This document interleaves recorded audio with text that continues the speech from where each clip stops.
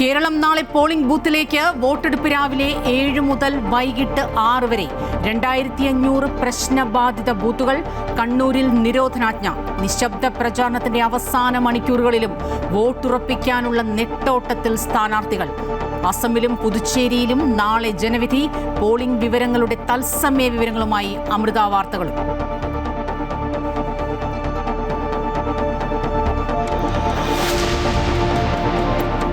തൃശൂരിൽ വീണ്ടും കിറ്റ് വിവാദം. കാച്ചേരിയിലെ അച്ചാർ കമ്പനിക്കകത്ത് കണ്ടെത്തിയ കിറ്റുകൾ BJP വിതരണത്തിനായി തയ്യാറാക്കിയതെന്ന ആരോപണം.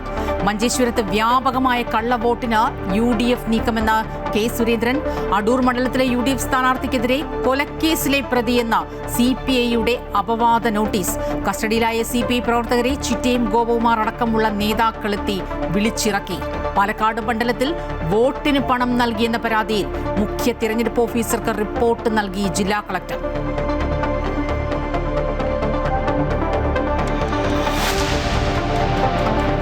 പോസ്റ്റൽ ബാലറ്റ് വിതരണത്തിൽ വ്യാപകമായ അപാകതകളെന്ന പോളിംഗ് ഉദ്യോഗസ്ഥർ. ഡ്യൂട്ടിയിലുള്ള മിക്ക ഉദ്യോഗസ്ഥർക്കും ബാലറ്റ് പേപ്പർ ഇല്ലാത്തതിനാൽ വോട്ട് ചെയ്യാനായില്ല. ഇടപെട്ട് ഹൈക്കോടതി. യോഗ്യതയുള്ള എല്ലാവർക്കും വോട്ട് രേഖപ്പെടുത്താൻ അവസരമൊരുക്കണമെന്ന് കോടതി.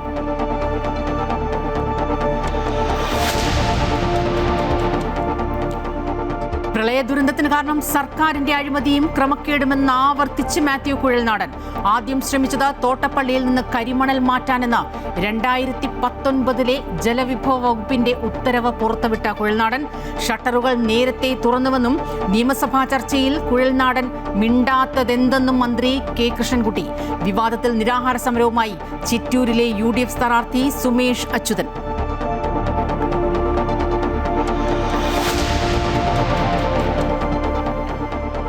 പൊതുശാന്തിയെയും നൈതികതയെയും ബാധിച്ചാൽ ചില ആചാരങ്ങൾ അന്ധവിശ്വാസമാണെന്ന് തീരുമാനിക്കാൻ കോടതിക്കാകുമെന്ന് സുപ്രീം കോടതി ചീഫ് ജസ്റ്റിസ്.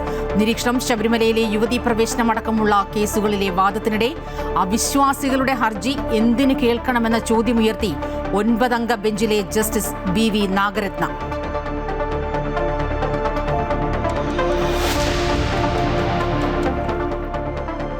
പശ്ചിമേഷ്യ സംഘർഷ വഴിയിൽ തന്നെ 2 ആഴ്ചത്തെ വെടിനിർത്തൽ പ്രഖ്യാപിച്ചിട്ടും ഗൾഫ് രാജ്യങ്ങളിലേക്ക് ആക്രമണം തുടർന്ന ഇറാൻ.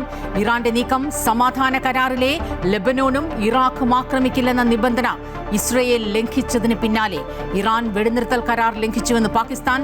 ലെബനോണിലേക്ക് ഇസ്രയേലിന്റെ കനത്ത ആക്രമണം. 89 മരണം.